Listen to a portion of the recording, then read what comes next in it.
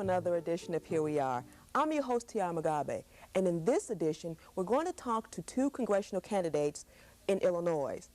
Issues such as their stand on education, NAFTA, and the Grady Bill are topics that will be discussed.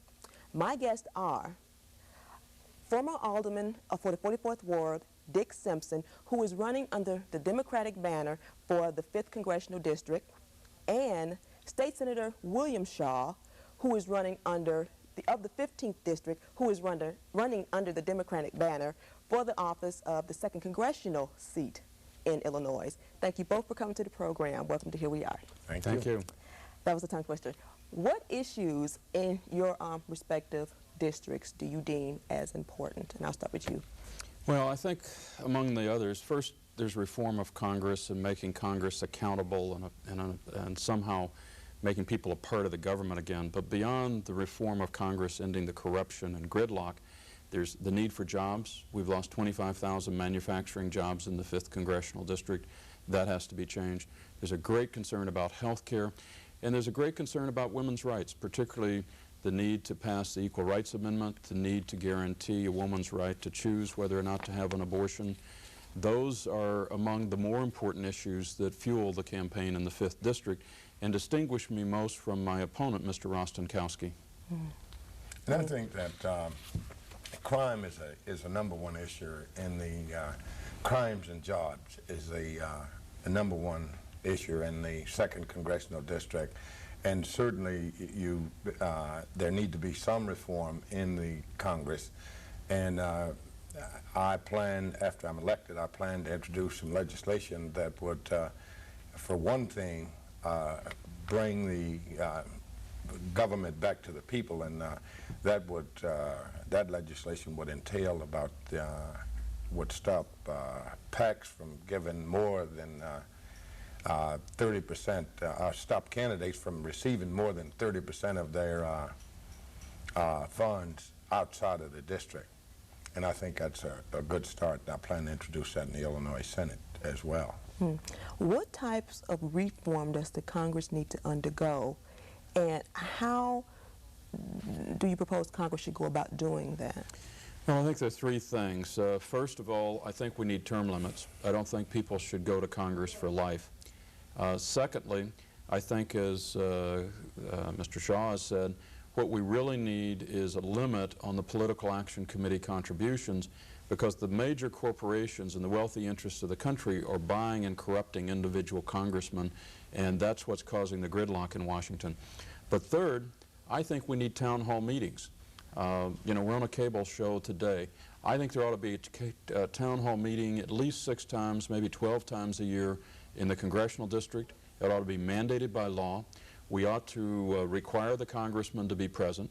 We ought to have all the community groups have their representatives. It ought to be on cable television. It ought to be recorded for radio. It ought to be available in the video stores, so that if a citizen wants to know about crime or jobs or housing or some other issue, they don't have to write a letter plaintively to Washington, which is just weighed and discarded. They don't have to just call a congressman's office and deal with someone who's a rude receptionist like the congressional office of Congressman Rostenkowski. They can go meet their congressman, and they'll know where the congressman is, and they'll have direct access. Otherwise, there's really not much to our democracy. But I think it takes all three reforms. You've got to limit the terms so that they don't become incumbents forever. You've got to curb the PAC money and provide public financing for campaigns to replace the missing money. And last of all, you have to require democracy again. And if we don't do that, Congress is going to continue to be corrupt. It's going to continue with gridlock. And let me just give one example of the kind of corruption that happens.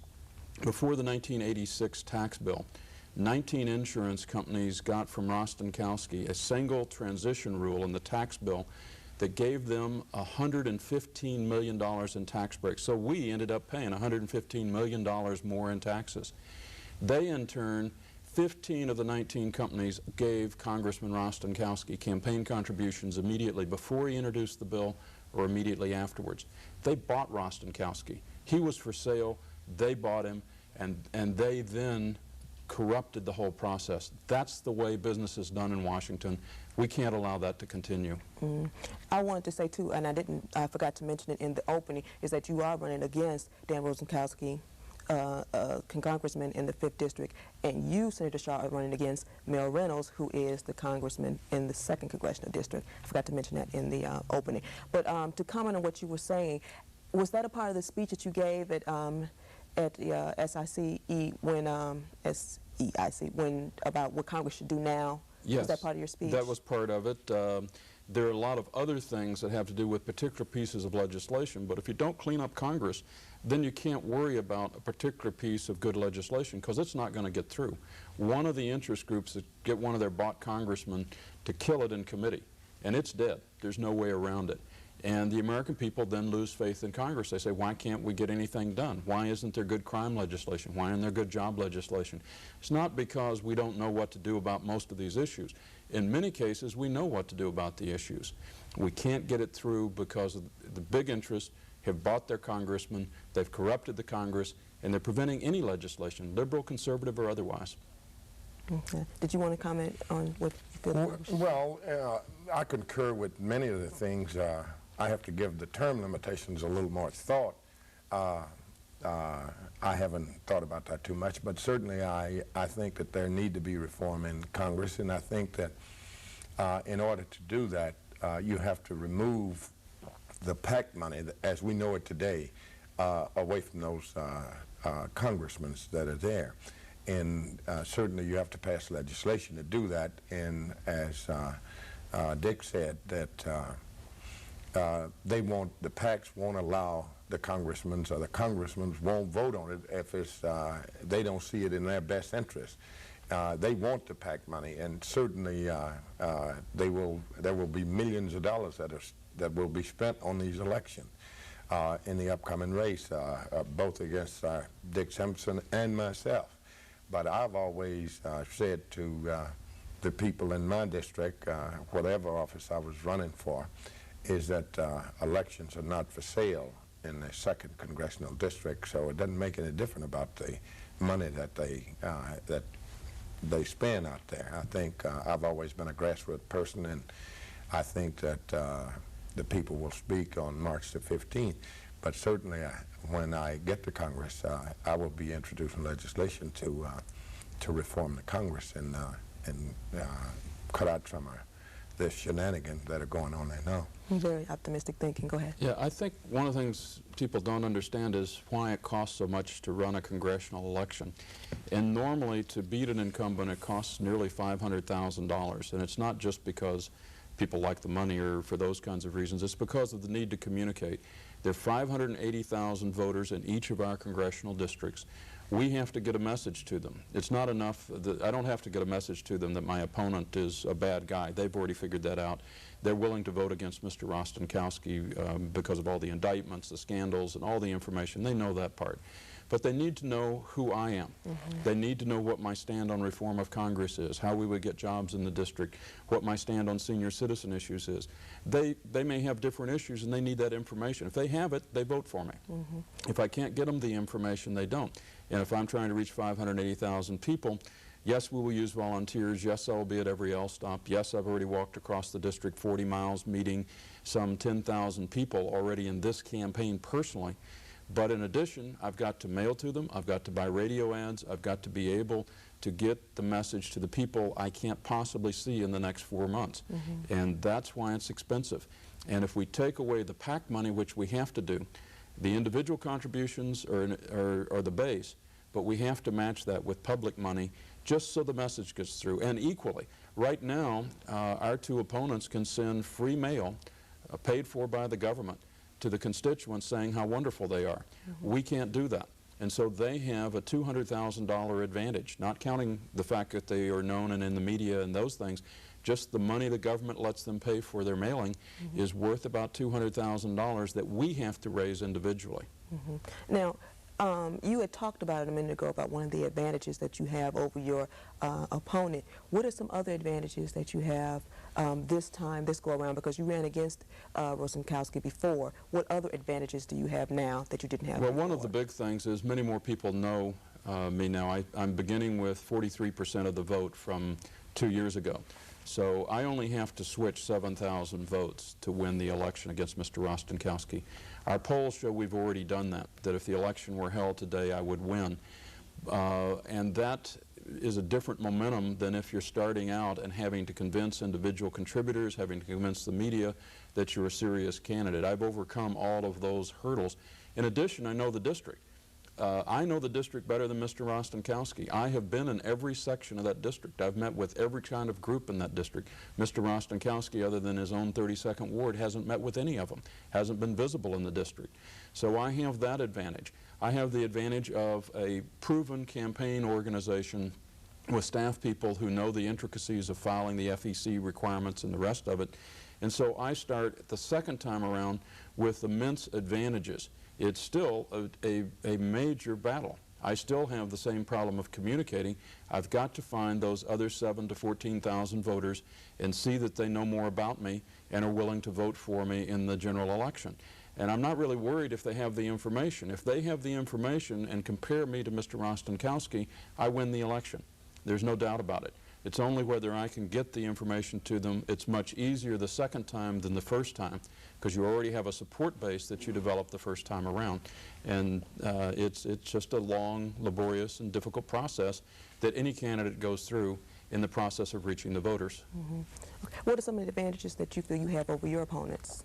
Well, I think that my opponent is, I think I have all of the advantages because certainly I know the district, and I've represented a great portion of this district for a number of years, and I understand the legislative process. My opponent don't understand that, the process. He have no idea what he's supposed to be doing in Washington.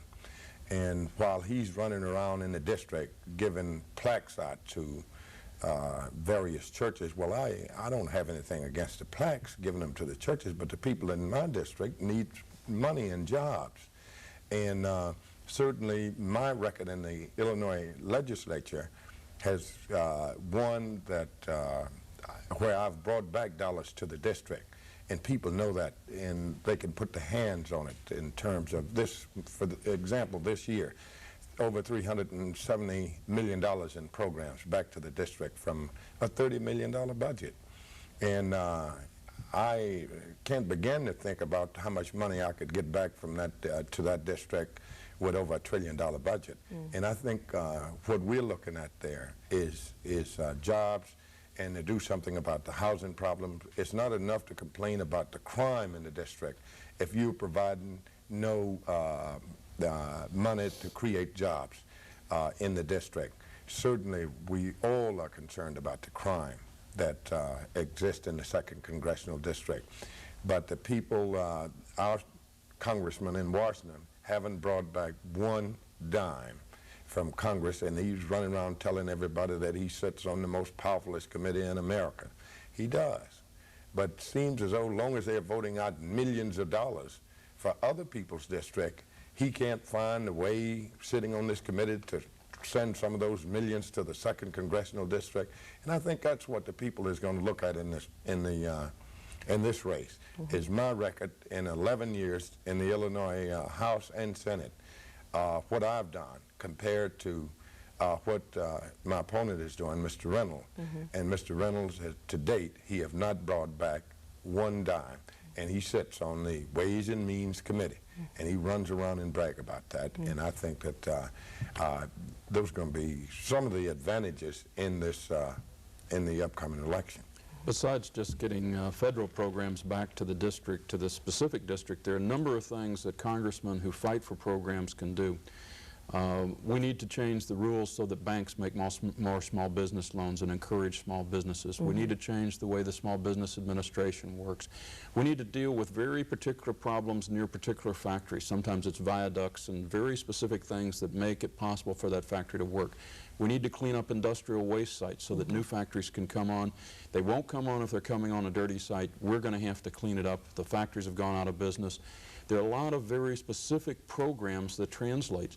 One of them that's going to be one of the critical ones, and it'll happen between the time we tape and the time this show airs, is NAFTA. If the North American Free Trade Agreement goes through, in my district on the northwest side of Chicago, we will lose 10,187 jobs that I can put my finger on, and 56 particular plants and factories that produce vulnerable goods like candy and women's clothing, automobile parts, electronic parts. If they don't themselves all pick up and move to Mexico, they're going to be fighting against a wage that's no higher than $1.85 an hour, providing workers here with $7 to $10 to $12 an hour plus benefits, and they're going to lose the competition.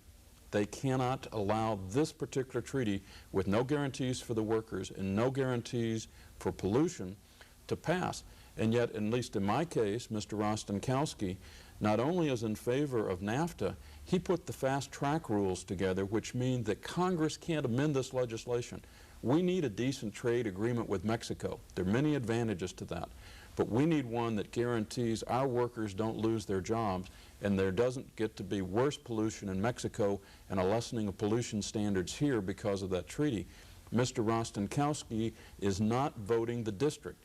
You know what he's voting? He's voting $650,000 in campaign contributions from the major companies that belong to USA NAFTA, which was the lobbying group for NAFTA. Now, I don't know by the time the show airs how the NAFTA vote turned out, but I know Mr. Rostenkowski was not making an objective judgment based on his district. Our district will be harmed if NAFTA passes unchanged, and Mr. Rostenkowski will have to bear the burden of explaining that to the people in the district as their jobs. Which will be another advantage for you. I'm going to ask him another question because I know he has time constraints, but later on the show I'm going to ask you the same ones. Okay. What is your position on education? I think it's absolutely critical. I've been in education at the University of Illinois as a teacher for 26 years. Let me take, first of all, just a couple of the problems with lower education and then a little bit about higher education. In the public school system, the federal government mandates programs like free lunches and desegregation. Perfectly reasonable kinds of programs in many cases that are mandated. But the federal government pays from 8 to 15% of the cost of the programs. If the federal government only paid half of the cost of the programs it requires of the Chicago public schools, we would have an additional $310 million, and we would not have had a school crisis this year. We have abandoned, as a federal government, proper funding of education. There are other things that we do wrong, and certainly the federal government shouldn't come in and run this public school system either in Chicago or anywhere else. But we have abandoned education as a federal government. The same thing is true in higher education. We no longer make enough student loans available. We don't make them available at enough money. We don't make grants available. And the kind of research that is sponsored by the federal government is mostly of the type of the defense research, how to build bombs. What we need is to reinvigorate higher education. All of this really requires that we have the federal government have the commitment to change things. And it's the same pattern across every urban issue. The federal government has taken the money and put it in the Defense Department, and we have an enormous bloated defense budget when we need help for the Chicago schools, the public transportation system, team policing so we could guarantee crime prevention, not just catching the criminals after it was happening. And we need to shift the money from the defense budget to these kinds of programs. It means cutting the defense budget 10% a year for 5 years. Last year, Clinton finally moved the defense budget where he was making a cut, but it was a 3.7% cut. If we did the kind of shift that would cut 10% a year, we would have over $300 billion in the next 5 years to reinvest in Chicago and to pay off part of the debt and deficit. Now, I think it's interesting that you say that because there have been reduction in forces in the service, you know, throughout the country in general, and I think that's interesting that you mentioned that. They've closed some bases and they have cut back some of the troops in Europe, but they have not been willing to make the serious cuts of defense programs and essentially bomb building. and they have not been willing. They still have a wrong image. While they no longer think we're in the Cold War and we have to overwhelm Russia, what they do think is we have to be able to fight 2 Iraqi wars simultaneously plus a police action by ourselves with no ally helping us. That is the wrong planning premise. And they're doing it primarily just so they'll keep a bloated defense budget. They want to keep a defense budget. I'm not saying we should eliminate defense. I'm not saying that we should not be able to protect ourselves and play our proper role in the world. But if we put too much money in the defense budget, we will be like every other empire before in history. They didn't lose normally because they were overwhelmed in a war that they lost. They lost because they overextended themselves economically with too elaborate a defense program. They're too big a military, and it ate up all their resources, and they collapsed internally. That's the danger we face. We have to reinvest in Chicago and in the Chicago suburbs. That's not an option unless we want to destroy the country. What about your position on the Brady Bill? I'm in favor of the Brady Bill. I'm also in favor of eliminating the semi-automatic weapons. I don't care if hunters want to have hunting guns and so forth, all that stuff. But you tell me that you need an AK or an Uzi to go deer hunting, and I tell you you're wrong. And you say, well, we ought to have, be under the Constitution, ought to be able to have weapons at home. The Founding Fathers were not thinking about AKs and Uzis and submachine guns, which is essentially the kind of stuff that's bad. And that's a lot of the gang killings that are going on in town these days are with weapons that there is no reason at all that any civilian should have in the country. So I favor the registration and waiting period under the Brady Bill for all weapons. I think it provides some important safeguards, and I favor eliminating the weapons of not quite mass destruction, but massive destruction that are used on playgrounds by insane people to kill children. Okay. What about your stand? You talk about health issues. I favor, in general, the Canadian or universal health plan. I applaud the President for getting his universal coverage. I'm concerned about the cost containment. I expect to support the President's plan with amendments that are going to be offered. I've talked to Senator Paul Wellstone and some of the others, and they're crafting amendments currently to the President's plan that would at least allow some of the states to choose the single-payer plan rather than the managed competition plan. I'm not sure managed competition is going to work, but I'm willing to give that a trial if what we gain by it is universal coverage. The second part that's hard on health care is cost containment, and I don't see that as well with the managed competition, but I would vote for that over leaving things in the state they are. Okay. Back to and I need to go. Okay. With, that was my last question. I want to thank you for coming to the program. As I told you before, I'm praying for your wife, and I hope that she gets healthier. Thank you very much. Thank you for coming to the program. This is our culture segment, and in this segment we introduce a video. The name of this video is called Stay in School. Some background on this video. It is done by a group of elementary school students at the Walter Gresham Elementary School in Chicago. They were in a contest with all the other public grammar schools in Chicago, and they won for Best Video. The name of the video is Stay in School.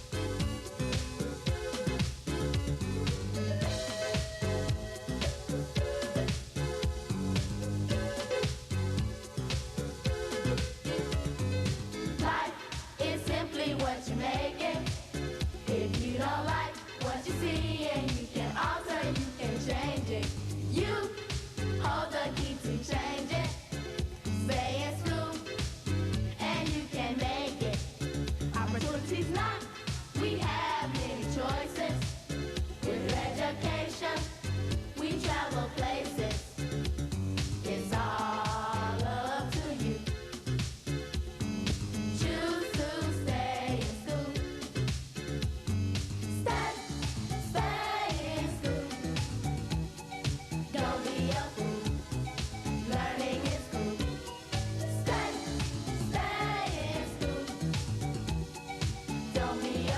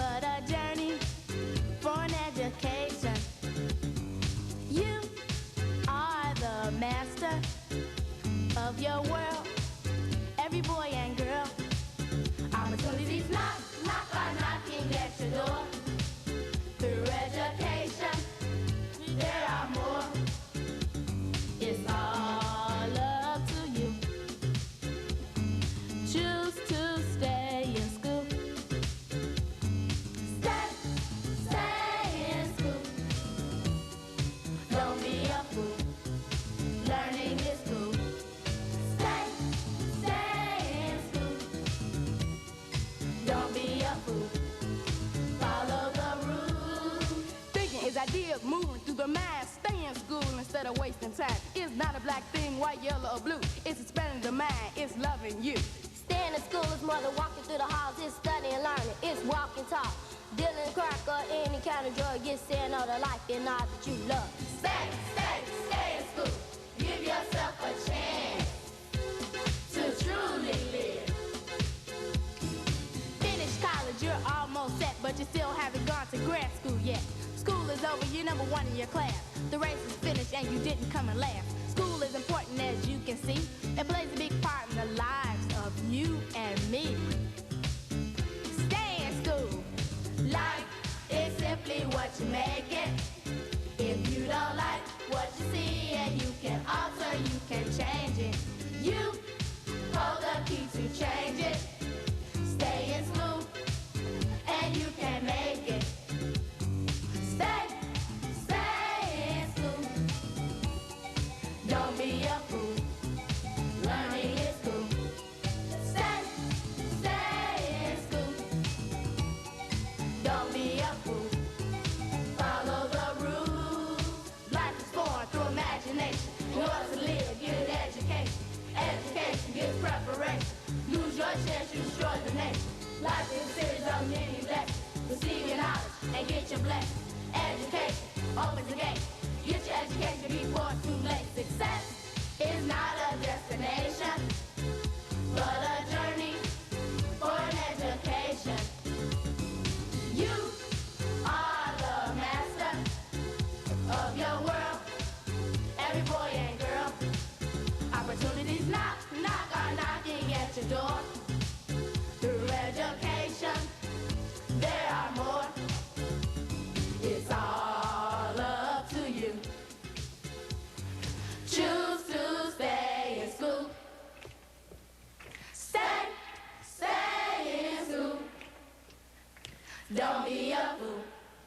Learning is cool. Stay in school. Don't be a fool.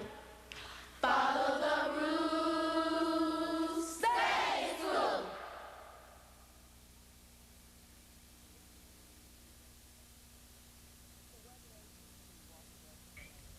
Congratulations to Walter Gresham Grammar School for their first place in the video competition. Now back to the show. Senator, after a decade as a state legislator, what would motivate you to leave your position of comfort and run for Congress? Because of certainly because of the lack of leadership or the ability of the incumbent congressman. Certainly, I ran for the Senate some 10 months ago, and after being in the House for 10 years and running every 2 years, and now I enjoy a 4-year term as a senator. And I didn't think that I would ever want to take on the challenge of a every 2 years running for election. Mm-hmm.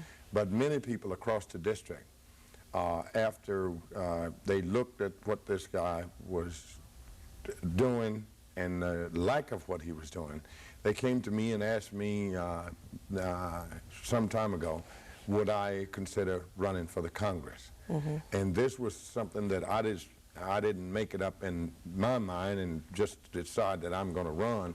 People asked me from across the district to do this. And certainly I've always represented people of my district, both in the House and Senate. And certainly I feel as though that it's my responsibility to do whatever I can. And certainly I know that I can represent the people of the 2nd Congressional District the same way that I've represented the people of the then 34th District and now the 15th Senatorial District, and bring programs back to the people of this district. And I think that's important. And it's a lot of issues out there that my opponent he don't even realize that they are out there. Mm. And the people recognize that, and they've asked me to run, and that's why I'm running. Now, one issue is the Brady bill. What is your position on that? The Brady bill, I don't have any problem with the Brady bill. And certainly I think that's this 7-day, a 5-day... Yes, a 7-day waiting period. Waiting period. And certainly I think that that might be good in a sense, because of the fact that sometimes you have, with our mental institutions being what it is, and that's why we created the Fort card in Illinois here, is having time to check that out and check people out and make sure that they are not mentally deranged in any way.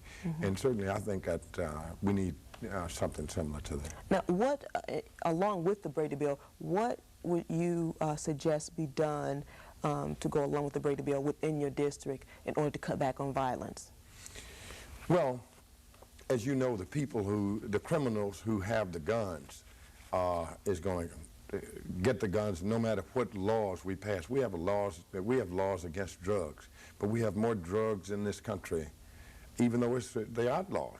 Illicit drugs is outlawed in this country, but we have more drugs in this country that are being shipped in here every day by people who are breaking the law. And if I'm not clear on how we can, how the citizens can protect themselves if we remove all the guns from the citizen, because just the other day, if that 92-year-old lady had not had that gun, yes, she probably would have been dead. So we have to be careful in terms of how we structure legislation. Certainly, I think that maybe it's a situation where that we should think about something like that, but the automatic, what do they call them? The automatic AKAs? AKAs, certainly that should be looked at, but the hunters and so forth, I don't think most of the killings in Chicago has been with AK-47. And let's be real, and if they're going to tell people this, any police department is going to tell people this, that's totally misleading. Most people are killed with regular handgun. And if we outlaw the guns, or if the Congress or the legislature outlaw the guns and take them from the good citizens, I'm not sure of how that's going to help. Are they going to smuggle them in the same way, guns in the same way that they're smuggling drugs today? I think we have to take a good look at that. And certainly I don't want to leave the citizens who own a gun for their protection of their family in the home. Gun is never taken out of the house. I don't want to necessarily remove the gun from that person, law-abiding citizen, because the person that I'd like to see the guns removed from is the criminals. And I just haven't figured out a way to do that yet. Okay, well, let me ask you this question. Now, Congressman Mel Reynolds is a strong advocate for gun control, but he denounced the gang peace truce. You know, what is your idea? What is your position on that? Well, I think that somebody has to start talking, and I think Reverend Jackson and Farrakhan and Shivers, I think they were here, and I think that they open dialogue. It's just like our sitting here talking. You would never know what my ideas was, or the people wouldn't, if we didn't have this show here. And I think that what Reverend Jackson and the Farrakhan and Mr. Shavers did was open up a dialogue with the leaders of these people. Not that they endorse their program, but I think that somebody has to talk, and everybody is sitting around not talking. I think this is a travesty in itself. So by them talking to them, and certainly it might have saved a few lives. It might save a few more. But to have an anti-rally against talking to these people, I think that's ridiculous on the part of the congressman, when people are losing their lives and you're not going to talk to the people. I think that this is what it's all about, and I think it's no different than Israelis talking to the Palestinian. They talked to them for 30 years. And what's wrong with us sitting down talking to our own sons and daughters? These are our children. And somebody need to talk to them. And, but I think that Congressman Reynolds, by calling Reverend Jackson implying that he was a fool, and Reverend Mr. Chavis and Farrakhan a fool for meeting with these gang leaders. I think that's ridiculous, and I think he owes those people an apology, because if he's a leader, or supposed to be a leader, he should have taken the forefront and try and sit down and talk to these people and keep, if it would keep someone from being killed.